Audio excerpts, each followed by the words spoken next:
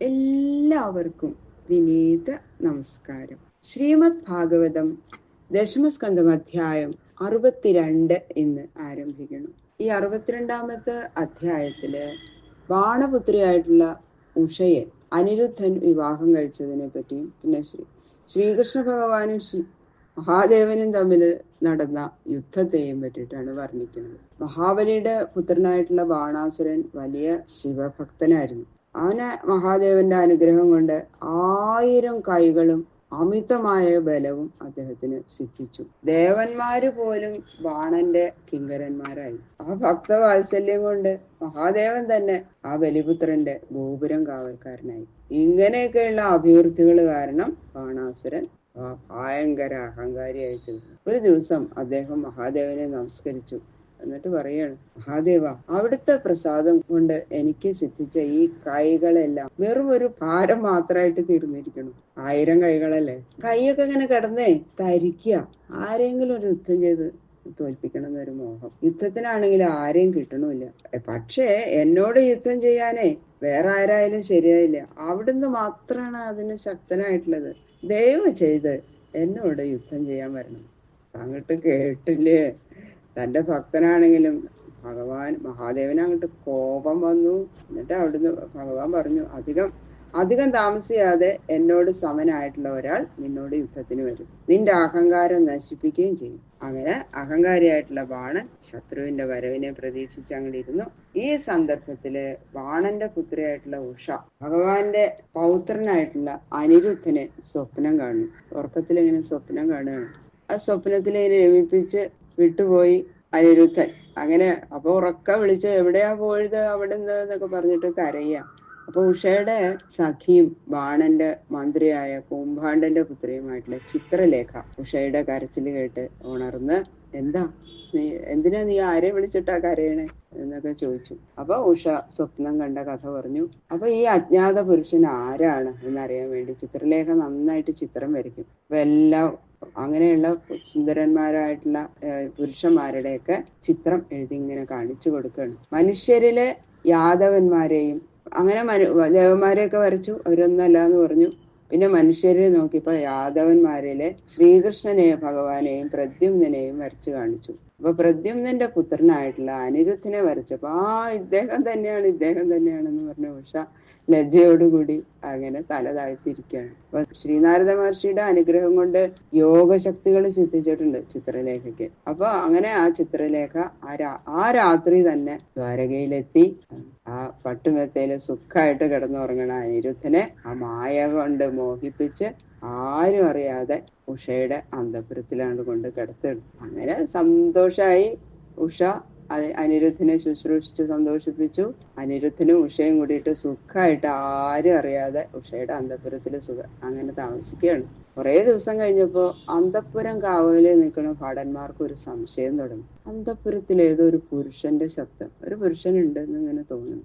ഇന്ന് ആരും ഇട്ട് കാണാനുമില്ല. വിവരം അവര് ബാണാസുരനെ അറിയിച്ചു. അഹങ്കാരിയായിട്ടുള്ള ബാണൻ അങ്ങനെ ഒരാളുണ്ടെങ്കിൽ പിടിച്ചു കൊണ്ടുപോവാ എന്ന് പറഞ്ഞിട്ട് സൈന്യങ്ങളെ പറഞ്ഞയച്ചു. അനിരുദ്ധൻ അവരെല്ലാവരും യുദ്ധത്തിൽ തോൽപ്പിച്ചു ഓടിച്ചു. അപ്പോ ബാണാസുരൻ തന്നെ അന്തഃപുരത്തിൽ ചെന്ന്, കാമദേവന്റെ പുത്രനാണല്ലോ പ്രദ്യുമ്നൻ, ആ പ്രദ്യുമ്നന്റെ മകനല്ലേ, അങ്ങനെ കാമദേവന്റെ പുത്രനും ലോകൈക സുന്ദരനും അജയനുമായ അനിരുദ്ധനെ തന്റെ പുത്രിയുടെ ഭർത്താവ് എന്ന നിലയിൽ ഇരിക്കുന്നത് കണ്ടപ്പോ ബാണാസുരന് ഉള്ളില് സന്തോഷം തോന്നി. എത്ര അനുരൂപനായിട്ടുള്ള വരം തന്നെയാണ് എൻ്റെ മകൾക്ക് കിട്ടിയതെന്നൊക്കെ തോന്നി. പക്ഷേ അഭിമാനിയായിട്ടുള്ള ബാണൻ തന്നെ വഞ്ചിച്ച് കടന്നുകൂടിയതല്ലേ. അതുകൊണ്ട് അനിരുദ്ധനെ ആ പാശം കൊണ്ട് ബന്ധിച്ച് ജയിലിലടച്ചു. അവർക്ക് ഉഷയ്ക്ക് വളരെ സങ്കടമായി ജയിലിലടച്ചപ്പോ. അങ്ങനെ അടുത്ത അധ്യായത്തിലാണ് അവര് തമ്മിലുള്ള മഹാദേവനും ശ്രീകൃഷ്ണ ഭഗവാനും തമ്മിലുള്ള യുദ്ധം നടക്കുന്നത്. നമുക്ക് ഈ അധ്യായം നോക്കാം. അഥ ശ്രീമൽ ഭാഗവത ദശമസ്കന്ധ 63 ഓം നമോ ഭഗവതേ വാസുദേവായ. ഓം നമോ ഭഗവതേ വാസുദേവായ. ശുക്ലാം വരധരം വിഷ്ണും ശശിവർണം ചതുർഭുജം പ്രസന്നവദനം ധ്യായേൻ സർവവിഘ്നോപശാന്തയേ. ഗുരവേ സർവലോകാനാം പിശജേ ഭവരോഗിണാം നിധയേ സർവവിദ്യാനാം ദക്ഷിണാമൂർത്തയേ നമഃ. പീതാംബരം കരവിരാജിതശങ്കചക്രകൗമോദഗീ സരസിജം കരുണാസമുദ്രം രാധാസഹായം അതിസുന്ദരമന്ദഹാസം വാതാലയേശമനിശം ഹൃദി ഭാവയാമി. നാരായണം നമസ്കൃത്യ നരം ചൈവ നരോത്തമം ദേവീം സരസ്വതീം വ്യാസം തതോ ജയമുദീരയേൽ. മൂകം കരോതി വാചാലം പങ്കും ലംഘയതേ ഗിരിം യൽ കൃപാതമഹം വന്ദേ പരമാനന്ദമാധവം. ഓം നമോ ഭഗവതേ വാസുദേവായ. ഓം നമോ ഭഗവതേ വാസുദേവായ. ഓം നമോ ഭഗവതേ വാസുദേവായ. രാജോവാച ബാണസ്യ തനയാമൂഷാം ഉഭയേമേ യദുത്തമ തത്ര യുദ്ധമഭൂത് ഘോരം ഹരിശങ്കരയോർമഹത് ഏതൽ സർവം മഹായോഗിൻ സമാഖ്യാതും ത്വമർഹസി.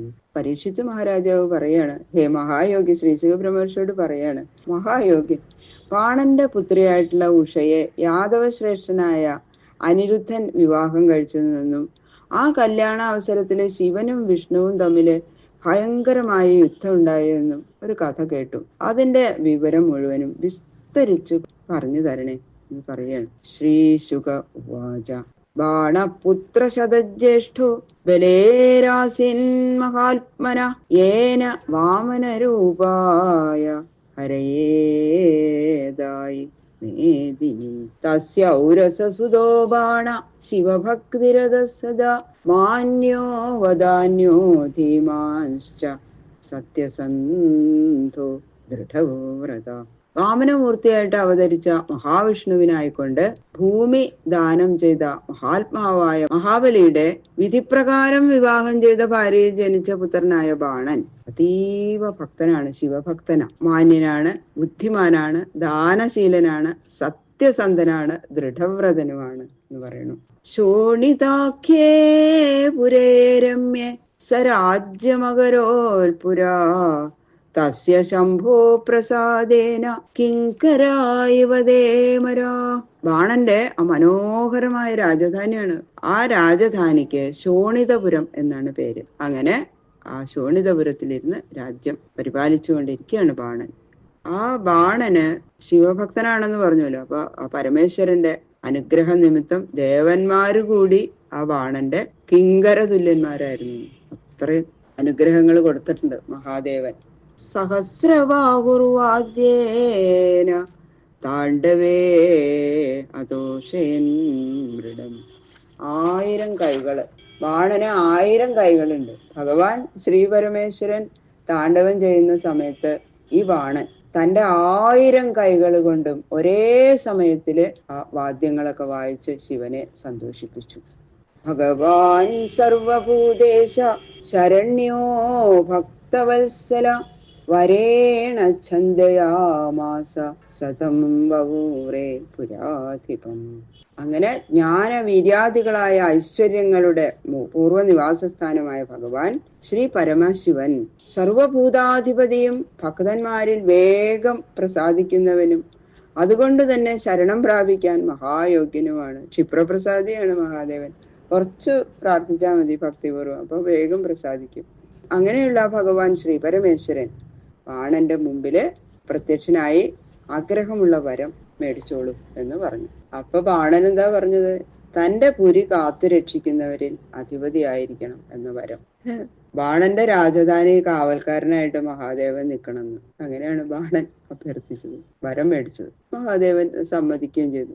സേകദാഹ ഗിരിശം പാർശ്വസ്ഥം വീര്യദുർമദ കിരീടേനാർക്കവർണേന സംസ്പർശൻ തൽപദാംബുജം. അങ്ങനെ രാജധാനിയെ കാത്തുകൊണ്ട് ബാണന്റെ കൊട്ടാരത്തിൽ തന്നെ മഹാദേവൻ താമസിക്കുകയാണ് കാവൽക്കാരനായിട്ട്. അങ്ങനെ ഒരു ദിവസം അഹങ്കാരി ഇതെല്ലാം കൂടി ആയപ്പോ ബാണന് അഹങ്കാരം അങ്ങോട്ട് വർദ്ധിച്ചു. അപ്പൊ ആ അഹങ്കാരത്തോട് കൂടിയിട്ട് ആ ബാണൻ സൂര്യകിരണം പോലെ പ്രകാശിച്ചു കൊണ്ടിരിക്കുന്ന തന്റെ കിരീടം കൊണ്ട് ശ്രീ ശിവപാദപത്മത്തെ സ്പർശിച്ച് സാഷ്ടാംഗ നമസ്കാരം ചെയ്ത് മഹാദേവനോട് പറയാണ്. മഹാദേവനെ ചെന്ന് വേഗം നമസ്കരിച്ചു. അതാ പറയണ, അത്രയും പ്രകാശമാണ് ബാണന്റെ കിരീടത്തിന്, സൂര്യകിരണം പോലെ പ്രകാശിച്ചുകൊണ്ടിരിക്കണമെന്ന്. കിരീടേന അർക്കവർണേന. അങ്ങനെ ഭഗവാനെ നമസ്കരിച്ചിട്ട് പറയാണ്, നമസ്യേ ത്വം മഹാദേവ ലോകാനാം ഗുരുമീശ്വരം പുംസാം അപൂർണകാമാനാം കാമപൂരാമരാംഘ്രിപം. ഹേ മഹാദേവ, ഞാൻ അവിടുത്തെ നമസ്കരിക്കുന്നു. അങ്ങ് ലോകഗുരുവും നിയന്താവുമാവുന്നു. ആഗ്രഹങ്ങൾ മുഴുവനും സാധിച്ചില്ലല്ലോ എന്ന് വിചാരിച്ചു ഭജിക്കുന്ന ജനങ്ങളുടെ സകല ആഗ്രഹങ്ങളും സാധിപ്പിക്കുന്ന കൽപ്പക വൃക്ഷം എന്തിരുവടിയാകുന്നു. ദോ സഹസ്രം ത്വയാ ദത്തം പരം ഭാരായ മേ ഭവൽ ത്രിലോക്യാം പ്രതിയോദ്ധാരം നലേഭേ ത്വദൃതേ സമം. ഹേ ഭഗവൻ, അങ്ങ് നൽകിയിരിക്കുന്ന ഈ 1000 കൈകൾ കൊണ്ട് എന്താ ഫലം ഇപ്പൊ എനിക്ക്? അതൊരു ഭാരമായിട്ട് മാറിയിരിക്കണം. ശത്രുക്കളൊക്കെ എതിർക്കാൻ വന്നാലല്ലേ ഈ കൈകളെ ഉപയോഗിക്കാൻ പറ്റുള്ളൂ. ഈ 3 ലോകത്തില് എന്നോട് നേരിടാൻ തക്ക ബലവീര്യമുള്ള ഒരാളെ ആരും കിട്ടിയില്ല എനിക്ക്. എനിക്ക് കൈകൾ പ്രയോഗിക്കാൻ. അങ്ങ് മാത്രാണ് അതിന് യോഗ്യൻ. അങ്ങേ മാത്രല്ലാതെ വേറെ ആരെയും ഞാൻ കാണുന്നില്ല. അഹങ്കാരം മൂത്തട്ടെ, ഭഗവാനോട് തന്നെ പറയാ യുദ്ധത്തിന് വരാം, എന്റെ കൈ തരിപ്പ് തീർക്കാനേ. അതാണ് അഹങ്കാരം മൂത്ത എന്നതേ പറയുന്നതൊന്നുമില്ല. ബാക്കിയുള്ള ശ്ലോകങ്ങള് നാളെ നോക്കാം. സർവത്ര ഗോവിന്ദ നാമ സങ്കീർത്തനം, ഗോവിന്ദ ഗോവിന്ദ ഗോവിന്ദ ഗോവിന്ദ.